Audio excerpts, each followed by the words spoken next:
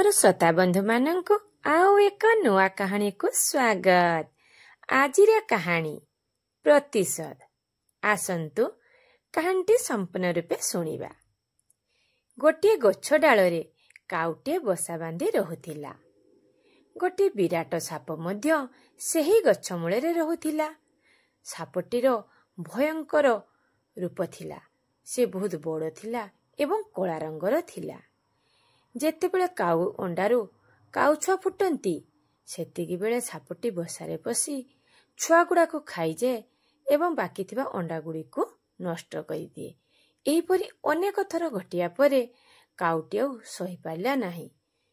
से तार साथी काउ को कहिला, एही भयंकर साप जोगु आमे आमर पिलामानंकु हराउछे, जे कि सबु बेले चाहि बसिछि केतेबेले आम छुआ गुड़िक फुटिबे आउ सेमानंकु खाइबो।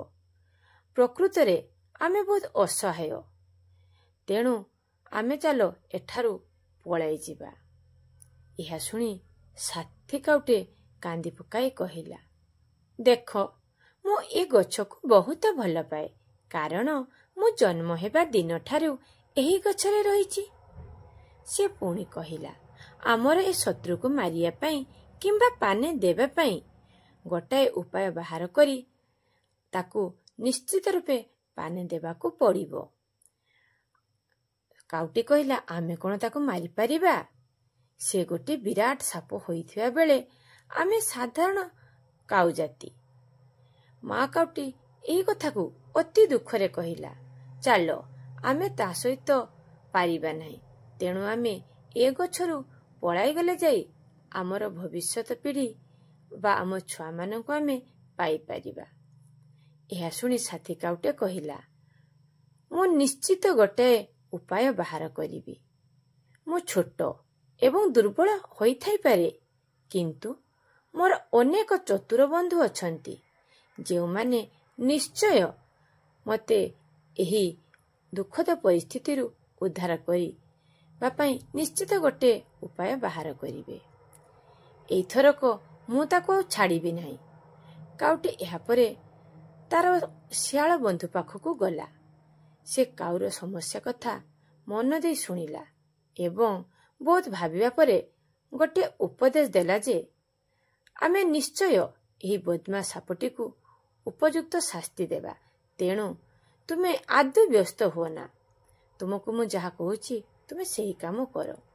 तुमे सेही देखा जाउଥିବା हृदय पाखकू जाओ। सेठारे राणी एवं तांकर अनुचरी माने स्नान करती। तुमे सेठारू राणींकर गोटाए हार नहीं आनी सापर करड़े जो गातटे अच्छी सेइथिरे पकाई देबो। यह सुनी काउ संगे संगे से हृदय पाखकू उड़ीगला एवं राणींकर आगमन को चाहि रहिला। किछि समय अपेक्षा कला परे राणी सेठाकू तांकर अनुचरी मानक सहित आसिले एवं सबु गहना हृदय भितर को पशिया पूर्वरु खोली रखिदेले। जेतेबेले सेमाने हृदय स्नान करिबा आरंभ कले, कुआटे तो जगी बसिथिला। से चाहि रहिथिला केतेबेले ताकू सुजोग मिलिबो आउ से तार बंधु कहिथिबा कथाटीकू कामरे लगाइबो। से कुआटी ता थंटरे गोटाए मूल्यवान हार धरी पळाई आसिला। राजांकर चाकर माने जेतेबेले ए कथा देखिले, सेमाने तांकर वर्छा एवं तेंटा धरी काउ पछे पछे चलिले। से हारटी धरी काउ सीधा से बड़ बरगछ तले थिबा गातरे पकाई देला। राजांक चाकर माने से गछ मूलरे खोजिले। सेठारे थिबा गात गुड़िकू खोलिले। खोलु खोलु से गातटीकू खोलिले, जेउथिरे से विराट कला सापटे थिला। सेमाने जेतेबेले पर्यंत हार पाई नांती सेमाने विभिन्न गात खोजी चलिले।